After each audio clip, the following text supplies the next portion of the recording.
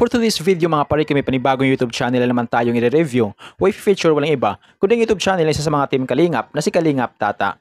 So yung mga pare ko, ito si Kalingap Tata, meron siya megit 261,000 subscribers. Ginawa kay YouTube channel noong September 22, 2020 at may total video views na umabot sa 42,252,833. Dito sa video ng mga parikoy ay ating alamin kung magkano na nga ba ang kanyang estimated YouTube sahod. Disclaimer, lahat na makikita yung amount dito o mapabanggit kong amount dito ay pawang estimated po lamang gamit ang Social Blade. Ang Social Blade ay isang public website na kahit sino ay pwedeng tumingin dito at maaari nyo rin makita ang lahat ng mga estimated YouTube sahod ng mga vloggers or content creator. At layunin lamang na yung video ito na mapagbigay ng inspirasyon sa mga tao makapanood nito, lalong-lalo na sa mga small YouTuber. So yung mga parikoy, ano pang hinintay natin, samahan nyo kung i-review natin ang status ng YouTube channel ni Kalingap Tata.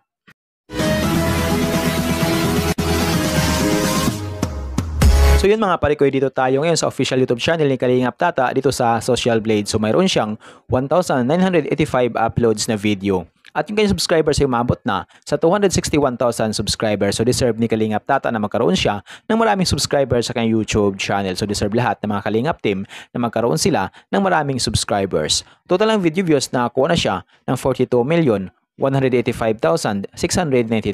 Countries walang nakalagay. Channel type, people. Ginawa kay YouTube channel September 22, 2020. Nakakuha siya ng 7,000 subscribers. Tumaas ito ng 16.7% kumpara sa nakalipas na 30 days. At dito sa kanyang video views, nakakuha siya magiging 2.2 million. Tumaas ito ng 54.2% kumpara sa nakalipas na 30 days. So maparekoy dito naman tayo ngayon sa YouTube stats summary ni Kalingap Tata.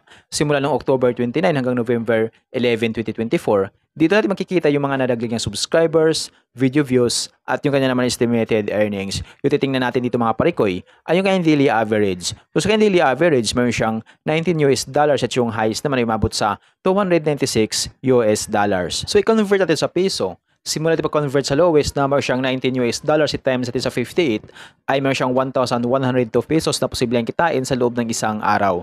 At kung umabot naman yung highest na umabot sa $296 times natin sa 58 ay mayroon siyang 17,168 pesos na posibleng kitain sa loob ng isang araw. So yung mga parikoy, dito naman tayo ngayon sa kanyang estimated monthly earnings. So disclaimer pa lamang mga parikoy, ang video na ito ay layunin lamang na makapagbigay ng inspirasyon sa mga taong makapanood nito, lalong-lalo na sa mga small YouTuber. Lahat na makikita yung amount dito, ang mababanggit kong amount dito ay pawang estimated po lamang gamit ang Social Blade.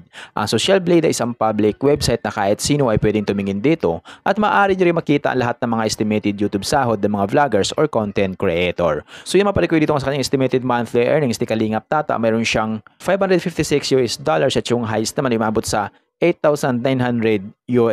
I-convert natin sa peso. Simula natin pag-convert sa lowest na mayroon siyang $556 times natin sa 58 ay mayroon siyang 32,248 pesos na posibleng kitain sa loob ng isang buwan.